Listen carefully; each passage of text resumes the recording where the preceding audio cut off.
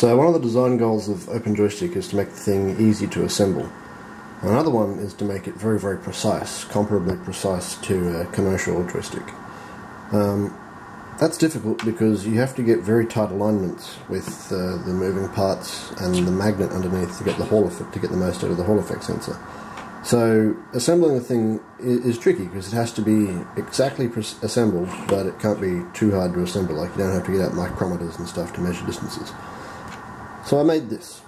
It's a little square with a hole in it and a couple of grooves, and this dimension here between my forefinger and thumb is a very important dimension. It's the dimension between the right hand side of that stem you can see in there and the left hand side of that one in there.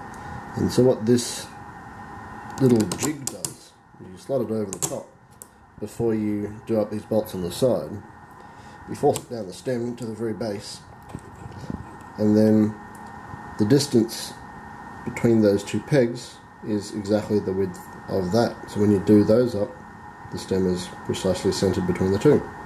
And then once you've done that, once you've done up the bolts, then you take that jig out and Bob's your uncle. It's centered perfectly without the use of any fancy schmancy calipers or anything.